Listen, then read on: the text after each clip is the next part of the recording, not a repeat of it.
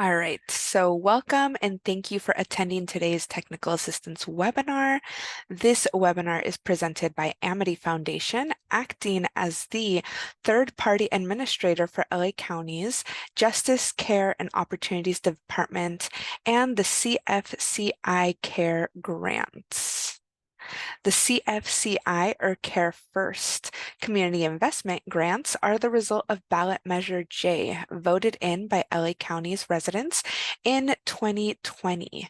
Care First community investment funds are intended to be invested directly into communities and alternatives to incarceration that address negative outcomes caused by racially driven criminal legal system inequalities and long-term economic disinvestment. Today's webinar is being recorded. You do not have to be on camera. However, understand that if you are on camera, your image may be captured in the meeting. Staying on the webinar represents your consent to being recorded. At Amity, we incorporate teachings that center the community before we begin our work. Today, we will use the LA County Land Acknowledgement to recognize the price paid by individuals that has resulted in efforts such as the Care First community investments. We recognize that we occupy land originally and still inhabited and cared for by the Tonva, Tataviam, Serrano, Quiche, and Chumash peoples. We honor and pay respect to their elders and descendants. We acknowledge that settler colonization resulted in the genocide of the First Peoples. This acknowledgement demonstrates our responsibility and commitment to truth, healing, and reconciliation, and to elevating the stories, culture, and community of the original inhabitants of Los Angeles County. So today's presentation is on cybersecurity. So we are going to talk all about how to protect your organization against possible spyware, hackers, and everything else. So we are going to talk first about the human firewall that refers to your employees who act as a barrier to security risks like phishing and social engineering attacks. The best practices in cybersecurity to ensure that your business is protected and to keep the security updated, or your security team, your employees updated with any suspicious activity they may have noticed. So why are people your first line of defense? Does anyone have any clue as to why? Does anyone want to share why your employees might be your first line of defense against any type of malware being installed or being downloaded onto your computers? You could just go off mute, anyone. Or you could put it in the chat. Anyone? Anyone? Yeah, Black Math Collective. Do you want to come off mute? Hi, can you hear me? We can hear you. Yeah, because from what I know is that the most cybersecurity attack or like accident happen is like human errors. So usually, like the human is like the number one like cause of like all the incidents. So I think that's why it is like our number one concern that the employees is also like the first line of defense against all of this. So that according to my knowledge. Yeah. Thank you so much for sharing. Just like they said, human error is the leading cause of breaches. Many cyber attacks, like phishing or ransomware, rely on tricking staff into clicking malicious links or sharing sensitive information. So oftentimes the most, I want to say, common way is emails. An email will come into your Outlook, into your Gmail, into your Yahoo, looking like if it's from your company saying that you need to, complete a survey, that you need to, click on a document, whatever it is, and it has you enter your information, and now you shared potential information. So building awareness, so definitely empowering staff with knowledge about cyber risks transforms them into vigilant defenders of your network. When staff understand the importance of cybersecurity, the entire organization becomes more resilient against attacks. And most cyber incidents aren't the result of sophisticated hackers bypassing technical barriers. They often it's done by someone who just, makes a simple mistake, such as clicking on an email. So, non-profit organizations are often a risk for cyber attacks because they may have fewer cybersecurity measures in place than other business types. Additionally, you all can collect a treasure trove of information from your volunteers, your donors, such as like addresses, phone numbers, even credit card details. So while nonprofit cybersecurity risks cannot be avoided altogether, many cyber attacks can be prevented. Key cyber threats definitely face nonprofits. Again, the number one is phishing attacks. So the deceptive emails designed to trick individuals into sharing sensitive data or clicking malicious links.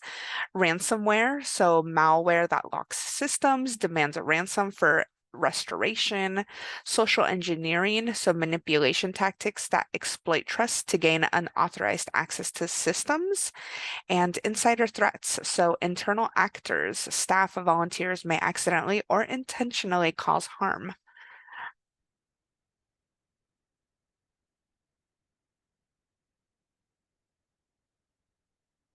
There we go. So, social engineering is an attack vector that relies heavily on human interaction and often involves manipulating people into breaking normal security procedures and best practices to gain unauthorized access to systems, networks, or physical locations for financial gain.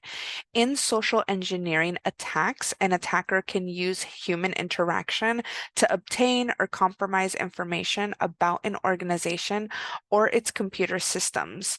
An attacker may seem unassuming, respectable, possibly claiming to be a new employee, a repair person, a researcher, and they may even offer credentials to support that identity. However, by asking questions, you may be able to piece together enough information, or they may be able to piece together enough information to infiltrate your organization's network. If an attacker cannot gather enough information from one source, they may contact another source within your same organization and rely on the information from the first source to add to their credibility. So, cyber criminals often play on your emotions, especially urgency and fear, to trick you into making quick decisions. Teaching your staff to slow down and critically evaluate emails, messages is crucial. If they notice that something is off, anything, whether it's the sender's address or the content, they should definitely double check before clicking anything. So really paying attention to who is sending emails is really important. Oftentimes on my personal email, I will get an email from Amazon or from UPS saying that, they try to attempt to deliver a package, but that they were unsuccessful and they need to like schedule a day or a time or they have further questions. And then you look at the email and it's completely different. It doesn't have a at Amazon or at UPS. Like it's just some random email. So paying attention is really, really important. So password hygiene. So, password hygiene is the practice of selecting, managing, and maintaining strong passwords to protect accounts and systems from cyber criminals. This includes, but is not limited to, password creation, ensuring that they are not obvious, common, or easy to hack. So, using strong, unique passwords is really important. So, avoiding common passwords like 1234566 or password or even, Amity 2024 with an exclamation mark. Definitely use a mixture of capitalization, special characters, letters, numbers. If it's easier for you, maybe using a password manager tool that uses um, this, you know, it's a password manager to basically secure and store or to generate complex passwords. I have an iPhone, and iPhone actually will prompt, you know, a like generator now on my phone that will create a very long password with all different random numbers, letters. You can also enable multi-factor authorization. So this actually adds an additional layer of security beyond just a password. For instance, Google Gmail accounts, they often require you to add a phone number so that if you are locked out or if you add the Gmail to another phone, you do need to get that Google code. Avoid reusing passwords. So each account should have its own unique password to minimize risk. I know oftentimes it's difficult to remember passwords, but it's super important to select different ones. I know it's easy to pick the same thing for every single one, but if one item gets hacked and you use the same password for all of the others, the there's a greater chance that everything else will get hacked into too.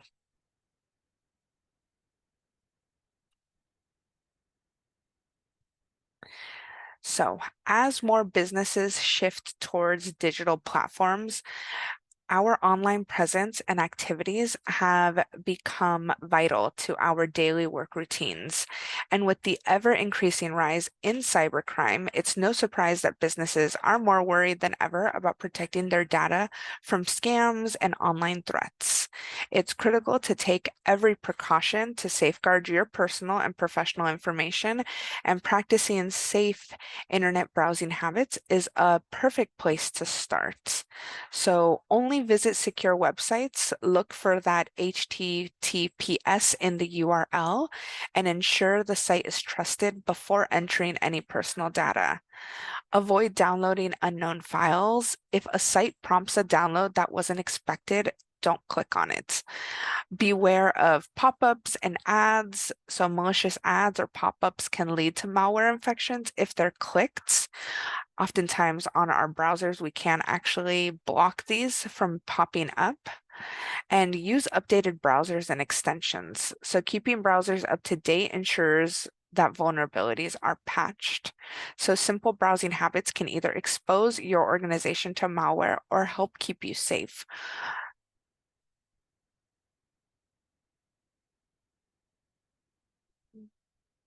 There you go.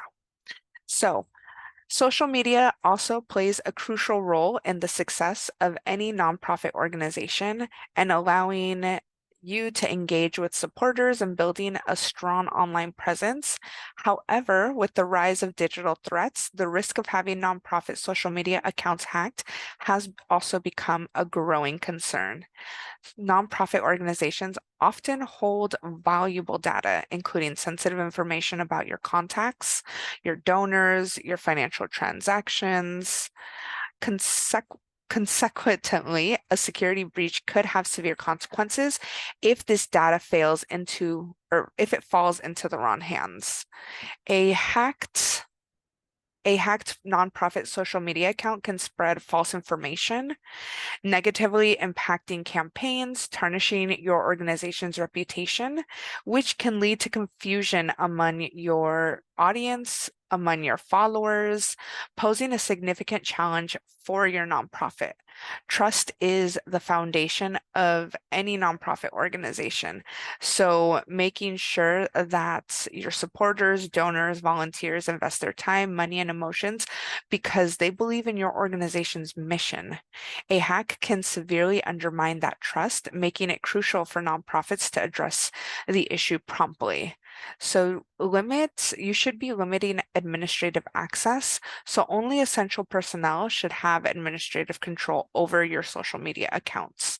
Again, the strong passwords and the two um, layers of protection is really important. So that multi-factor authorization.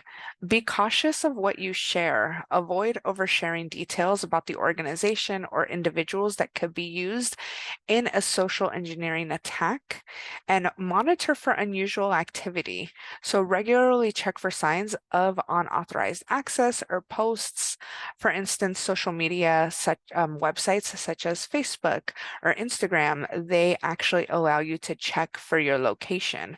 So if you go onto the location, you can see if your account has been logged in another city, in another state, in another country. Oftentimes when that does happen, it means that someone, was able to get your password and is able to get into your accounts. So social media accounts are often targeted by hackers to spread false information or to scam followers. So they will direct message your followers and specifically ask for money. So when it comes to cybersecurity, you must take a proactive approach. According to the National Institute of Standards and Technology, organizations should assume that malicious parties will gain control of telework client devices and attempt to recover sensitive data from them or leverage the devices to gain access to the enterprise network. So, some quick statistics that highlight the importance of training employees in cybersecurity awareness is that 95% of cybersecurity issues are caused by human error. There is a hacker attack every 39 seconds, and the global average data breach can cost or the data breach cost was 4.45 million in 2023. So regular ongoing training is very important. Cyber threats evolve, so staff should receive continuous training on emerging risks. Simulated phishing tests, so using phishing simulations to keep staff sharp and be able to spot phishing attempts. Incident reporting procedures, so ensure that staff knows how to report potential security incidents quickly. And rewarding vigilance, acknowledge and reward staff members who identify and report suspicious activity. Just like any skill, cybersecurity awareness must be practiced. Regular training and simulated phishing attacks can keep your team alert and knowledgeable, and training your employees about cybersecurity awareness allows them to understand how they play a role in protecting your organization. Rather than being just another employee in your organization, they are the first set of eyes that guard against external threats. Effective cybersecurity awareness relies on clear communication and continuous education for a robust defense against evolving security challenges. Encouraging vigilance and good cybersecurity awareness is something your employees will carry well beyond the confines of just your office.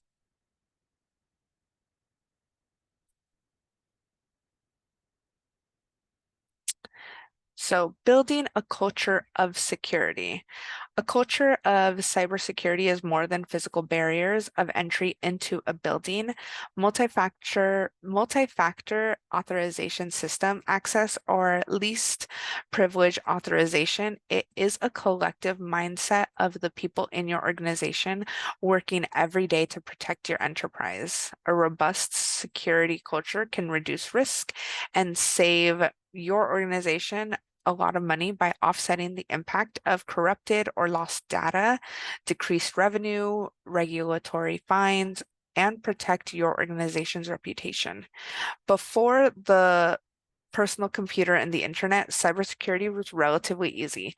Most machines were green screen terminals that connected directly to a mainframe in the basement. Now, security was the easy task of not letting strangers access the building. Even with a stolen credential, hacking the system required physical presence.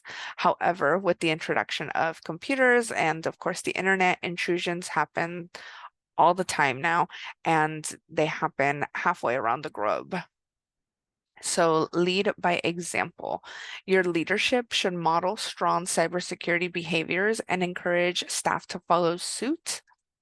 Make security part of your daily operations. So incorporate security into everyday tasks. Don't let it to be an afterthought. Your organization could install, those automated password resets and changes that happen every month, every other month, every 6 months.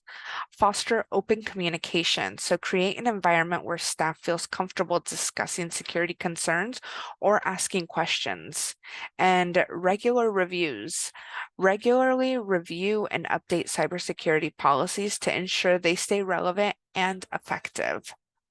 So cybersecurity can definitely be embedded into your organization's culture when the tone is set and when security is prioritized. So, incident response and reporting. So, what is a cybersecurity incident report? A cybersecurity incident response report is a document that details a cyber attack and the steps that IT should take to mitigate it. So, what do most organizations do if something does happen?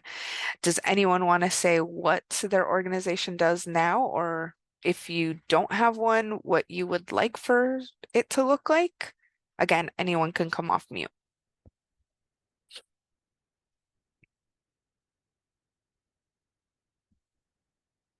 Anyone?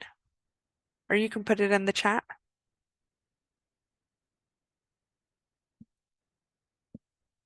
No? Okay.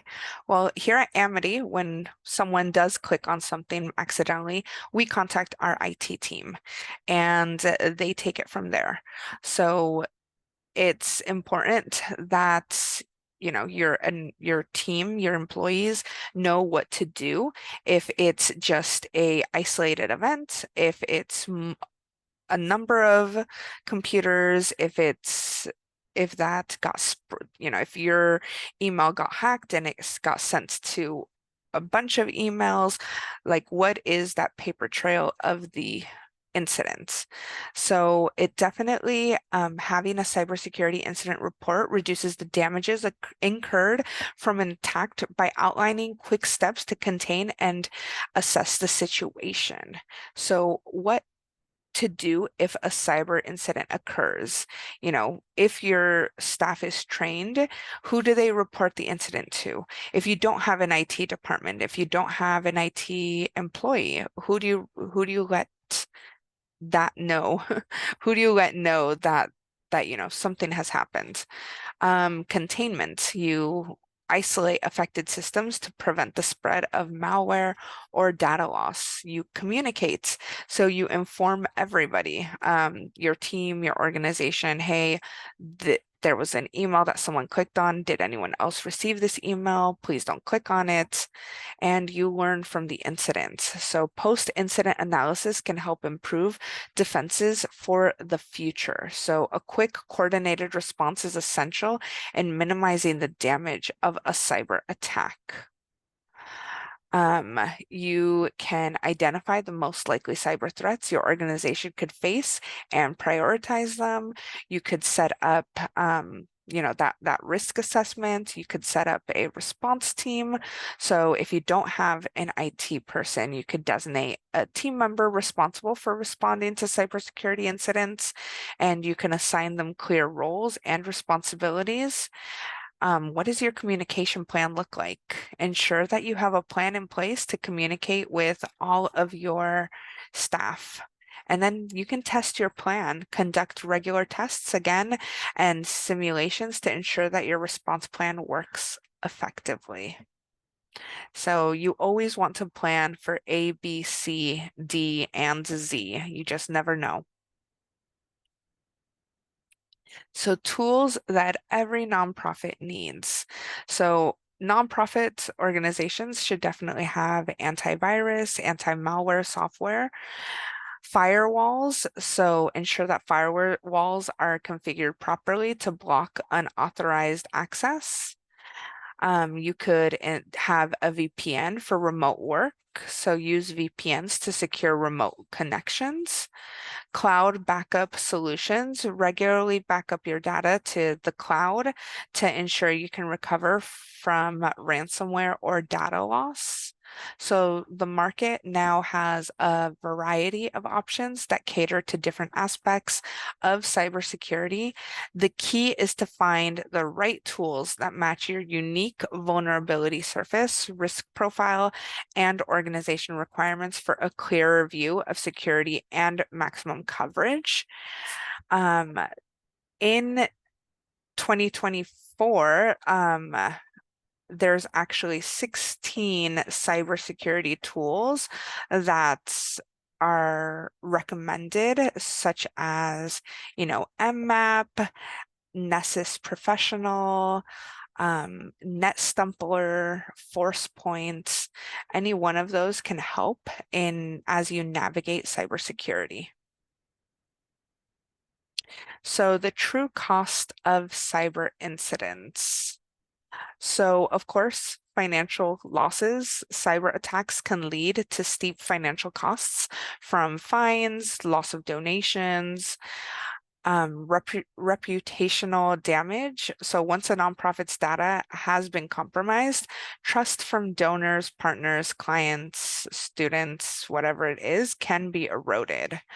Operational downtime. So cyber incidents such as ransomware attack can shut down a nonprofit's operation for days or even weeks. So the financial cost of a cyber attack can be devastating, and nonprofits often overlook how damaging it can be to their reputation. So imagine a scenario where your donor's credit card information is compromised. Would they continue to trust your organization? Also, think of the disruption to your daily operations. What would happen if you couldn't access your systems or data for an extended period?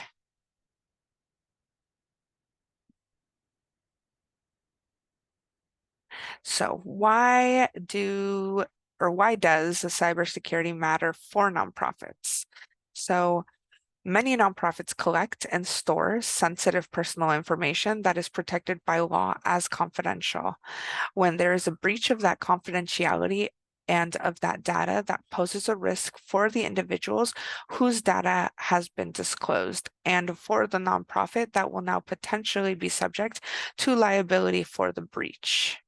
So nonprofits are soft targets. Nonprofits are often viewed by cyber criminals as easy targets because of fewer security resources. You always want to protect your donor and client data. Nonprofits handle sensitive information, personal information, including financial records. Oftentimes, we are putting down their addresses, their birthdays, their social security numbers. We have all of their information. Their cyber attacks can disrupt your services and negatively affect your ability to deliver on your mission. So nonprofits have a unique responsibility. While you focus on delivering community services, you also have to ensure that your data of everyone involved in your organization remains secure. It's not just about data breaches, but also about ensuring that your operations are resilient and continue in the face of cyber threats. So if your nonprofit engages in any one of the three activities, it's more than likely that, you take steps to address cybersecurity risks.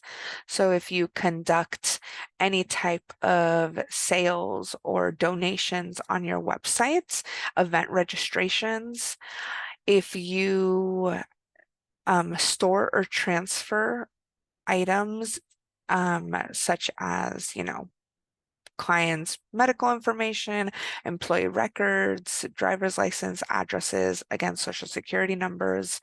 If you collect information on preferences and habits of your of the individuals involved with your organizations, such as donors, newsletter subscribers.